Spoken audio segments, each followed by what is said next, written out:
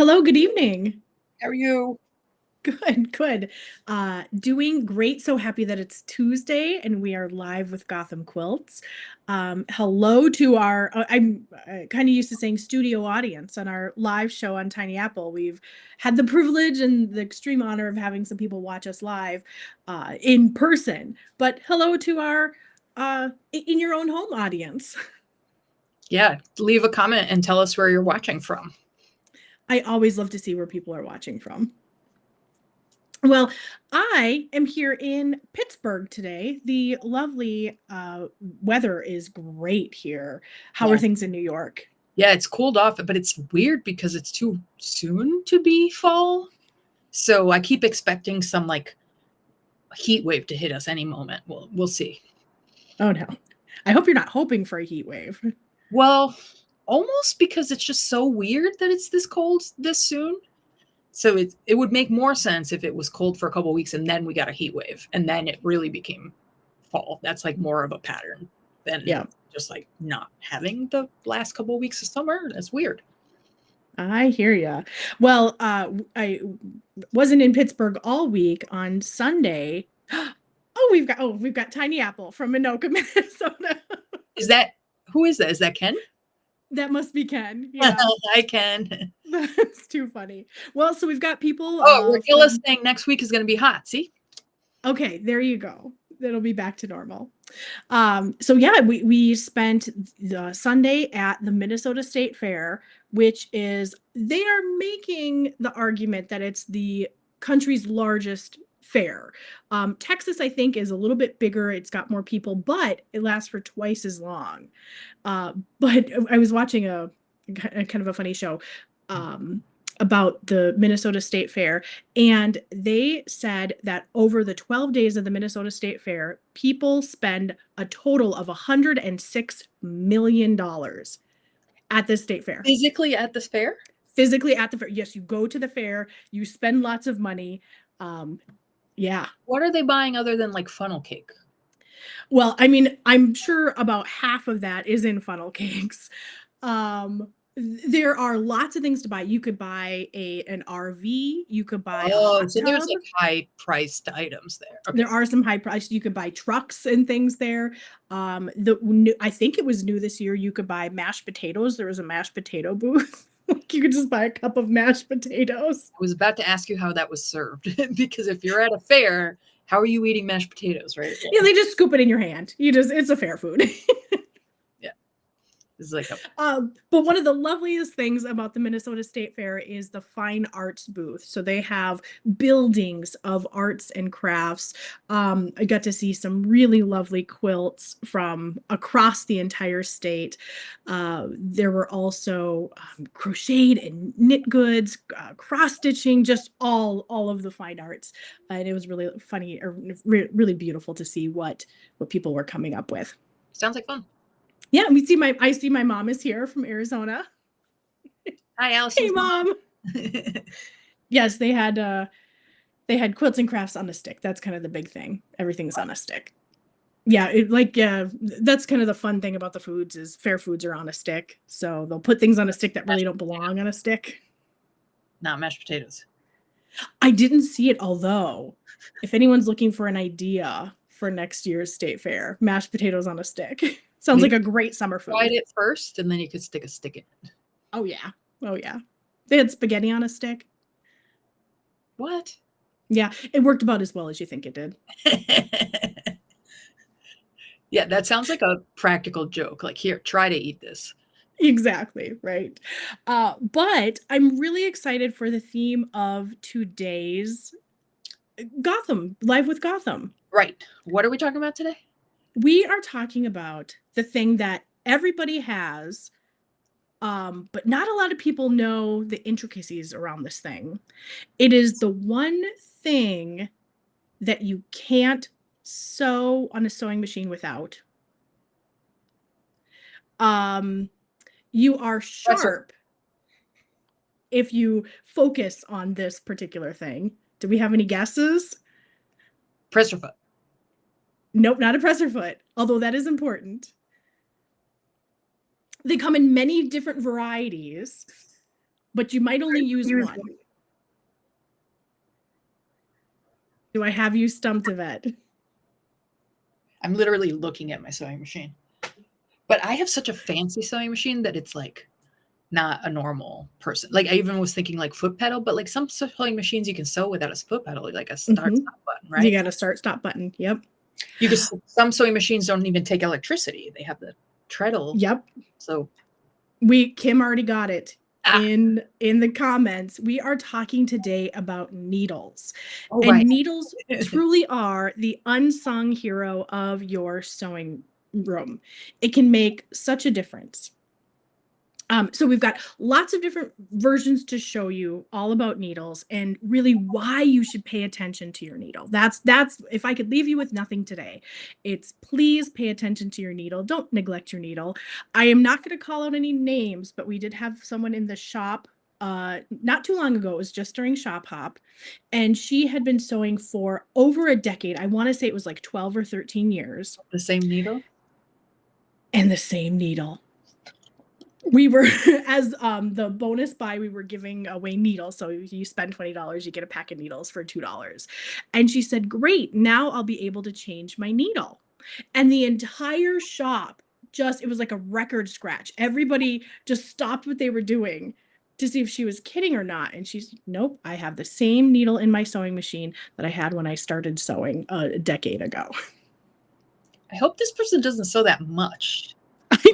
Nobody asked. Okay. We just couldn't believe it. We were all speechless. Yeah. So the number one thing that happens when you use the same needle for too long, the needle gets dull and then you start skipping stitches, right? Because the needle can't go through the fabric at the right speed. So like a super dull needle is probably ripping holes in what you're making. Mm-hmm. You're basically with a dull object. And that's another really good point. So needles, why they make all the difference here. So if you look at this ugly little guy at the bottom here, this is a needle that has been around way, way too long. You can, yep, you can see it's really dull at the end. I think one of our heads might be covering this a little bit. You could see that there are all these kind of microscopic, it's no longer nice and shiny and gliding through your fabric. This is a needle that needs to be changed. Yeah. And so one of the things that when you're having issues with your machine, one of the first thing that's recommended that you do is change your needle first, because a lot of these things that may seem like it's a problem with your machine, shredding the thread, skipping stitches, a noisy machine, if you hear like a chunk, chunk, chunk, or a popping sound, Yeah. change your needle first. It's the cheapest way to not end up in the machine spa. Yeah, and if you sew a lot on the same machine, you actually can hear it when the needle starts being dull, and it kind of does sound like a pop. So it whatever your normal machine sound, all of a sudden it's like it's different. In the store in our classroom, I used to be able to hear when people's needles were dull. Like the person would start sewing, I'm like, you need a new needle. Are you the needle whisperer? Well, it's such an easy thing to change, and needles are not very expensive, right? So it's like, why make your life harder to just save like a couple cents? Like it's not worth it. Just change your needle. Okay, so here's a question for everyone who is watching us live. When was the last time you changed your needle? And Yvette, I will share mine if you share yours. I generally change my needle every project. That's my general rule, but project is a very squishy delineator, because like if I'm sewing, I don't know, a zipper pouch, does that count as a project? Usually not. So like for long arming, for example, I would put a new needle in for every quilt. On my home machine, I change, assuming I don't need to change the needle because of the application, right? If I'm going from like a jersey needle to a microtex or whatever it is. But if I sew with a microtex when I'm doing piecing, and I will change a needle. If I'm doing like a whole quilt, the next quilt, I change the needle. Or if I'm doing like 2 bags, then I'll change the needle.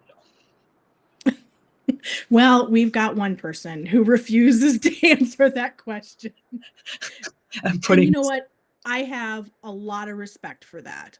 I have a lot of respect. We are not Well, here to there's call both anyone sides else. being committed, so Well, I don't know. It might. I don't know when the last time she changed her needle was, but um, yeah, it is. We are not here to out anyone or to make you feel bad, but it is one of those things that really, if you don't change it for every project, at least consider changing it for every application. Yvette, as you were mentioning, different needles do different things. And so we'll get into the different kinds of needles out there.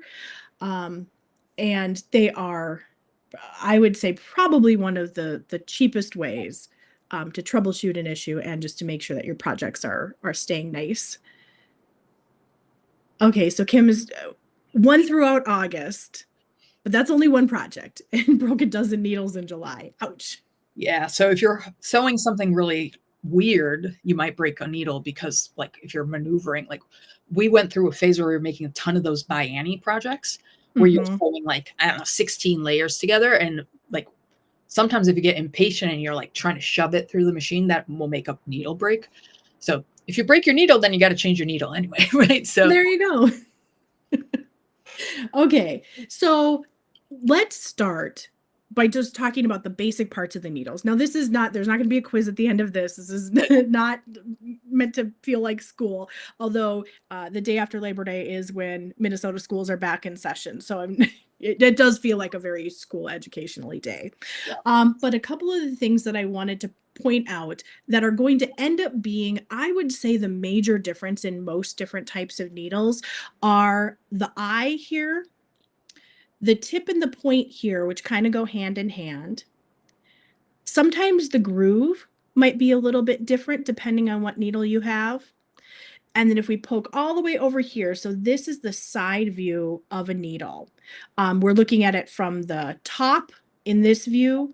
Here we're looking at the side, and that is the scarf. So it's right very close to the point, right above the eye. So those are kind of the main parts. Now, for 99.9% of the machines that are out there, this shank size, it's going to be the same. It's going to be the one that you're used to, where it's rounded on one side, flat on the other, so that you know it's going into the machine in the right direction. Or home machines. Mhm. So if you have an industrial machine, you probably have a round top. Yes. You are correct for home machines.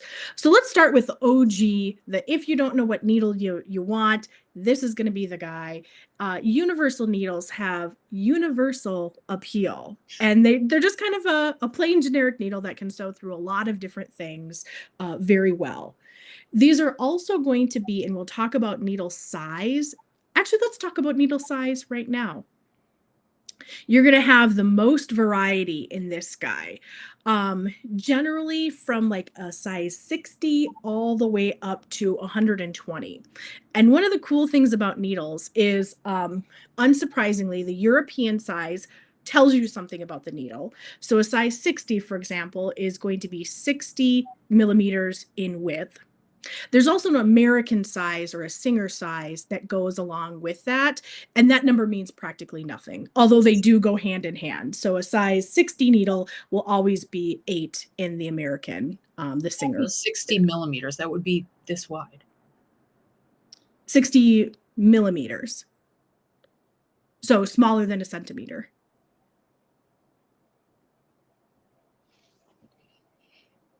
Maybe I'm confused. Keep going. Okay. So the European size will, like I say, will tell you something, and then the American size will just kind of go along with that, and it'll kind of tell you something, but it doesn't really mean anything.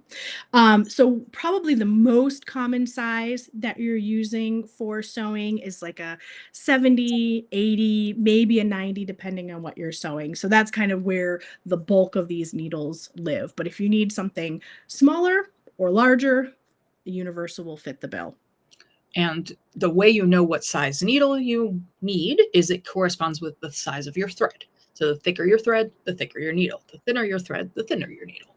Yep. You could also need to size up or down on your needle depending on what kind of fabric you're sewing as well. Heavier fabrics, bigger needle. Lighter fabrics, smaller needle. Except that isn't that because you're also using heavier thread? It could be. Yeah, it could be. So the Just universal, we're going to compare like everything else to it. sorry, I was gonna say if you're doing like decorative with a thicker neat thread, just because like on lighter fabric, you'd still use the bigger needle, even if the Mhm. fabric was lighter.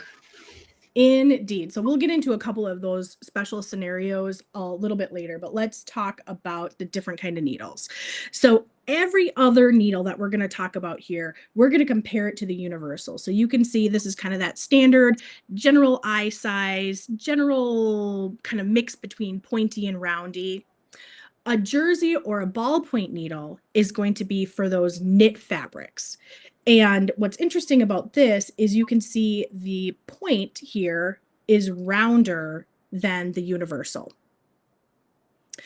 And that's, I'm going to say, is probably the main difference. Is there anything that you would add to that? No, that's the real difference. And the reason is so that the reason a ballpoint needle is dull is because it's intending to go between the threads. So a knit fabric is knit like this, right?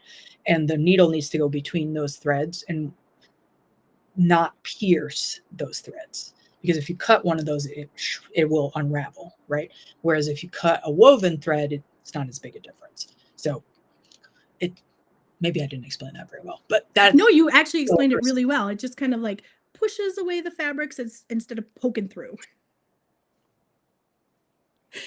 So if we go one step even further, we've got a stretch or a super stretch needle, which is a lot more rounded than the jersey or the ballpoint needle. And the tip is just a little bit longer. And what that's going to do is it'll have the same attributes as before, where it'll just kind of push the fabric aside instead of poking through, and what it cuts, it cuts. And the tip is going to be a little bit longer to help make sure that you're catching that bobbin thread underneath. So the jersey ballpoint and the stretch fit the same need. I think the stretch gives you a little bit more assurance. So if you're going to go for one, you could go for the stretch, but they're really same diff. Okay, embroidery needle. We might have some people who use the embroidery needles. These ones are, the main difference here is you can see there's a little bit bigger of an eye than in the universal needle. That, I would say, is the main difference. There are some differences with the scarf and the groove here, but the main difference here is a bigger eye so that it doesn't tear or shred necessarily. It's really gentle on those really pretty embroidery threads that you're using in your machine. and so that it can go faster without shredding your thread. Indeed. We're going to take one step further and look at the metallic needle. Now, $1 million, if you could tell me what the difference here is, it's pretty obvious. Yeah. And I'm convinced that I'm going to win the Powerball. So I could probably make good on that $1 million. Yeah, it's at $1.1 billion right now, the Powerball. Yeah, I don't think anybody won it yesterday. So it's up to 1.3, if you could believe it. Okay. Yeah. Yeah. So this one has a lot of the same attributes as the embroidery needle.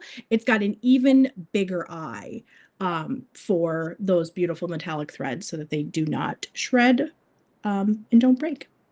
Although my advice is just don't use metallic thread because it's so annoying. It's so unpleasant. Just skip that whole thing. Just skip metallic thread. Just too much heartburn, huh? Well, if you must, just know that there's a needle for you. So, and that really is kind of it. There is going to be a needle for whatever your project is. Yeah, Sandra, 1.3 billion. Okay, I think maybe Sandra and I might have to split it. Is what where I'm feeling with this. You're not supposed to tell anyone you want, so you can't split it. Oh no, I guess not. So a top stitch needle is designed to get really beautiful top stitching. So you can see here on this fabric, they've used a contrasting color, which you might want to do on some of your bags or projects, and have a really nice straight line, no skip stitches, just a really beautiful stitching line. And this one has the biggest difference is going to be this big, huge eye for that fabric. And that will also allow you to use some of that thicker fabric, or sorry, thicker thread without any heartburn. Yeah, and if you have a long arm and you're having issues with shredding, you can try this needle, even though this isn't a normal needle for a long arm. This is a trick that people will use if they're having shredding problems on a long arm. Switch to a top stitch needle. Absolutely.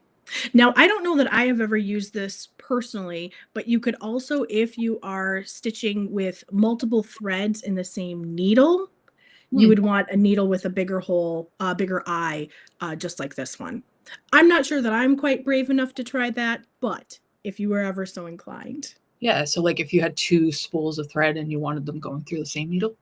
Mm-hmm. That Yep, could get something like a top stitch. A denim needle. Now, these ones, I think people might have used a little bit more often than some of the needles we are before or have used before. This one has some reinforcement in the needle to go through those thick denim fabrics without causing any heartburn. Yeah, I think that's pretty much the biggest difference is it's just a reinforced needle to be a little bit stronger to resist breakage. And these are really sharp too, right? They are. Look at that point as compared to the universal. Okay, you want to talk about sharp? We're on to the super sharp one. So the Microtex needle, this one has a much thinner and sharper point to just make very targeted attacks, we'll say, on whatever fabric you're using. This one is going to be primarily for like a polyester, a what is this, like a micro suede, those kinds of things where you don't want a big hole necessarily. That sharper, more targeted point will help be, well, to say it again, very targeted with what you're sewing and not leave gaping holes where like a universal or a larger size needle might. Yeah, this is actually what we always recommended for piecing, for that same reason, because you can get a slightly more accurate piecing done with a slightly sharper needle. And you have to buy a needle anyway, so you might as well buy one that's a little bit better. Yes. Well, we're coming up against my favorite needle here. So I think it's one of those things, if you asked 5 different people what their favorite needle is, you'd probably get 7 different answers. And somebody would be like, you mean there's different needles? I just grab whatever. Exactly. Exactly. Some of this is just sometimes love the needle that works for you and your machine. Yep. Yep. We've got the quilting needle. So quilting needles are made specifically for both quilting and piecing. They've got, I believe, a more tapered point here than I would say the universal or some of the other needles that we've seen. And this tapered design is very much like the Microtex. And so if that, some of the same reasons that you like the Microtex for piecing, they're going to be present in the quilting needle, just a little less so than the Microtex. Yeah. Have you ever used a quilting needle? I think only because I got a sample or something. Okay. I always referred to Andrea on this, and Andrea's the piecing queen, and she always used the Microtex, so that's what I always used too. Yeah. Gotcha. Yeah, it looks like Kim always used the Microtex or uses the Microtex with monofilament, which is it's also something I would just stay away from.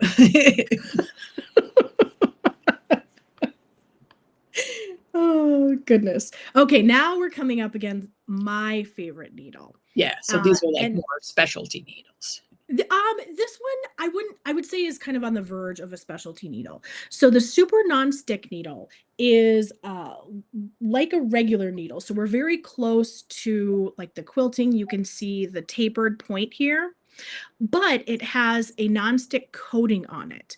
And the reason I prefer this one is because it slices is probably not the right word, but it slides through like a lot interfacing.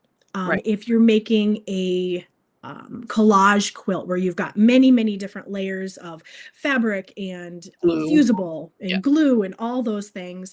I am truly where my heart generally lies is with bag making and some of those three-dimensional things.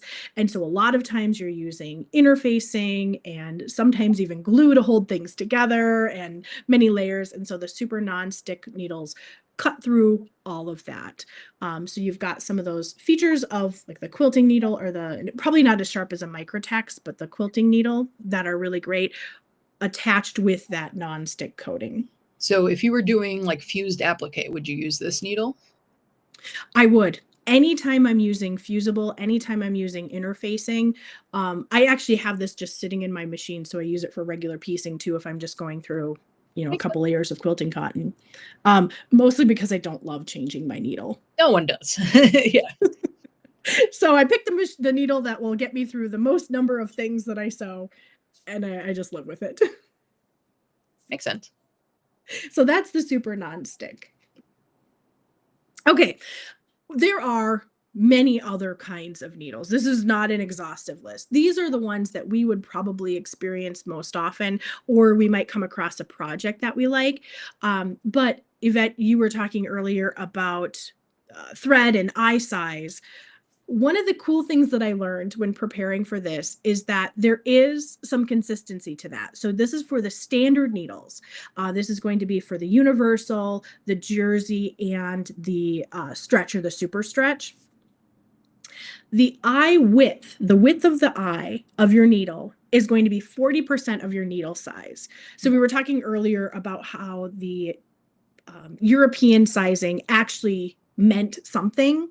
So in this case, we're looking at a size 100 needle. So that would mean it is millimeters wide.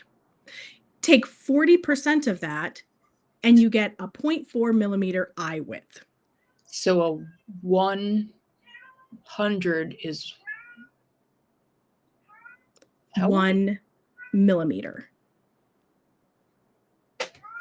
I'm taking a Take out your ruler. Okay, so you can use this if you know the size of your thread. Now, who knows the width of their thread? Not many people. I would know the number, like 50 weight, but I wouldn't know the millimeters of it. Yeah. And so each thread manufacturer is going to be a little bit different. So if they have something on their website or some kind of piece of information available to say 50 weight is this many millimeters wide. Now, we're probably getting a little bit more into the weeds than anyone cares to be. I mean, if you want to really get into it, right, it's like 50 weight is like the standard that we use for piecing usually, but like Aurifil 50 weight is a little bit thinner than like Mettler 50 weight, which you would think wouldn't be a thing when an industry has like a standard measurement, but it is a thing. So if you find Aurifil to be a little too fine, go to Mettler. Mettler's a little thicker. Yes. So you can use that kind of, I guess, relative scale to help determine what size needle might work for the thread that you're using. If you're using a different size thread than you normally are, for example.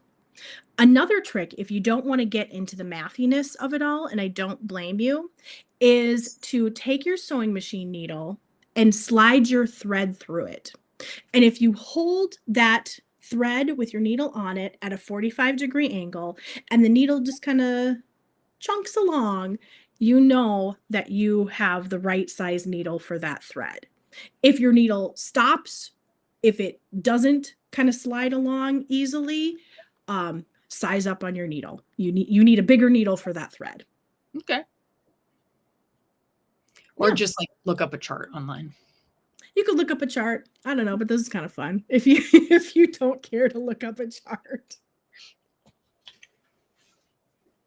So really, I hope that this just shown a little bit of a light on this. I had a whole list of needle puns that I forgot to use. So you're welcome. I guess you're all very lucky we missed out on that. Well, if you had started doing needle puns, then you were going to have to explain them to me because I never understand puns. So maybe that was a blessing in disguise. Maybe it is. Let's see if I can find a good one. Don't forget that ballpoint needles, the jersey needles, really hit the soft spot for knits. Oh, that was a bad one. Don't worry about that one. Let me try it again. let's see here. Oh, I think we really threaded the needle on this discussion, Oh, right? no. I'm logging out. We were really on point tonight, I would say. Let me know in the comments if you agree. But this topic is so sharp that we just couldn't not talk about it. So far, I've understood all of them, which is saying something. Yes. Well, I'm glad we got to the point right away on this discussion about needles because we had a fair amount to discuss. Yeah. We didn't And talk that's it. about I'm out of needle puns. we didn't talk about how the sizing works, how if it's a bigger size, it's a smaller needle. A bigger size, smaller needle. Let's talk Like about a that. 90 is smaller than an 80 or a 60 or whatever, which is the opposite of how people think about that, right?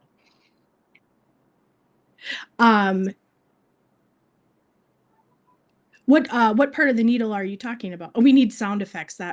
I think that's what the problem was, is with the puns. We needed a rim shot. Like that, yeah. Or like what's that? Like clown buzz. You know. Yes, we needed something like that. Yep. But really, okay. I think we're done. I might get the hook to get off the show here. But all this to say, needles are so important for your sewing. They 100% make a difference to what you're doing. And I hope that this, helped. And they don't go bad. So it's the kind of thing that like they almost never go on sale. So if you find needles that are on sale, you might as well stock up because they last forever. Indeed, they really do. Now everyone's going to start punning me. I'm being picked on. I really hope you do. If you have any needle puns, please do. I'm leaving. Stitch them our way. Being bullied. But anyway, so when I find needles on sale, I will often buy extra needles. Yes. If you are somebody who likes to change needles a lot, you can ask your local quilt shop to buy you a bulk set of needles. So usually they come in those little packs of 5 is how most people buy needles, or packs of 10 rather. You can buy a pack of 100 of the same needle. It's just most stores don't stock that because most people aren't buying 100 of the same kind of needle. But if you go to your local store and you ask them, they can special order you a box. It comes in a cute little box like this. Oh, and brand wise, do you prefer Schmetz? Because that's the only right answer. Yes, I do prefer Schmetz. Although, yeah, I do prefer Schmetz. That's what we stock in the store. I think their needles are just beyond compare. Yeah, the quality. Oh my gosh, Sandra! Oh, that was beautiful. Stop it! I'm trying to be educational, and everybody else is just clowning around, needling around. What was I saying? So Schmetz is the brand that we recommend. People will always ask us about Bernina brand needles because we sold Bernina. Bernina does make their own needles, and some purists really want to buy Bernina needles to go into the Bernina machines.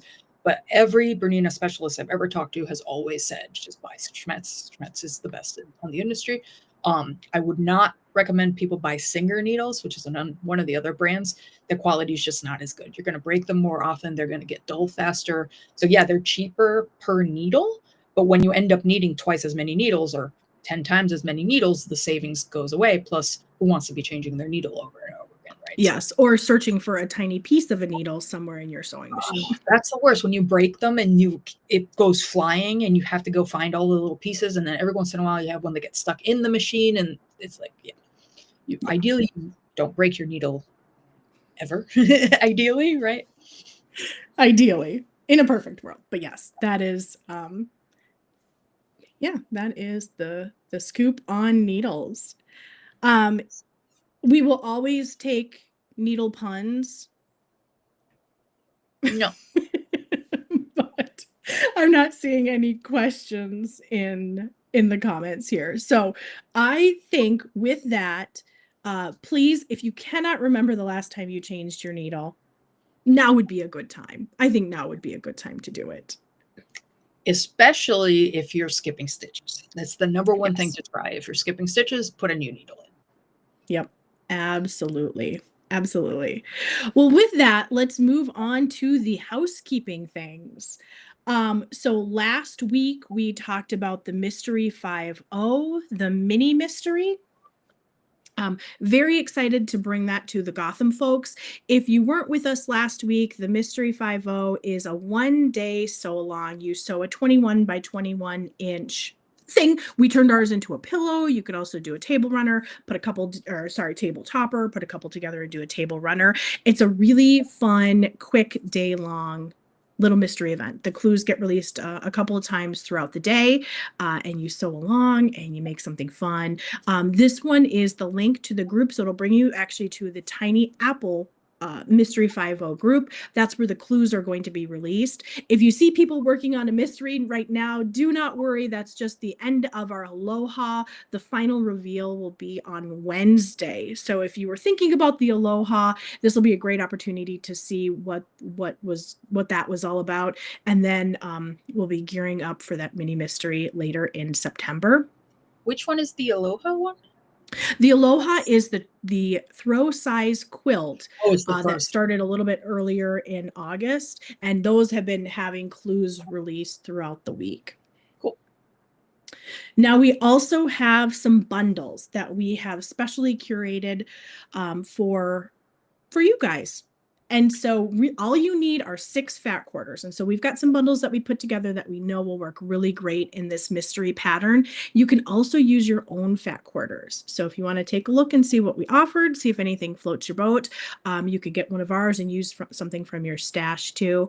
Those instructions on how to pick a good fabric from your stash will come out a little bit closer to the final event. So you go ahead and scan that, and that'll bring you right to our fat quarter bundles that we have curated. We are also getting pretty close to last call for the thread talk with Rebecca Cartwright.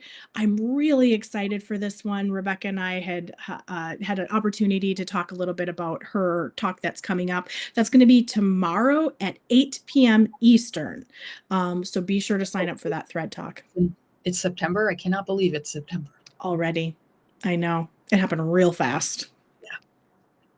And last but not least, we still have Jen Kingwell's new book, Gathered. This one is pre-release. It'll be released in October. And this one is a lovely follow-up to her Gathered. Just Gathered. I mean, I don't know that she knew there was going to be a 2. It's just Gathered. It's a lovely combination of quilt, I was going to say recipes, quilt recipes or patterns, if you're going to go that way, along with recipes from Jen's friends and family. So it's part cookbook, part quilt book, and part just gorgeous pictures. If nothing else, scan that QR code, look at the pictures. You get the beautiful quilts that are part of this book. It's a lovely one. So that one's coming out in October, so pretty soon here. Also, retreat packages are shipping this week, so you'll get a shipment notification next couple of days. In the next couple of days, yeah. We've got the packages all ready to go out to homes. Really excited about the retreat. We've got the videos, seeding the community site with the videos, and I really can't wait to stitch with all of you in just a few short weeks. Yay. Indeed. Okay. Oh, and we've got the reminder to talk about Stitch Lab. Oh, right. I am very excited about this month's Stitch Lab challenge. So if you haven't already, please do consider joining our Stitch Lab. It's like a super fun quilt guild where we do different things. You could be as challenged or as little challenged as you care to. This particular month, our theme is wearables. Now, you do not have to sew yourself a 3-piece suit or any kind of fancy outfit.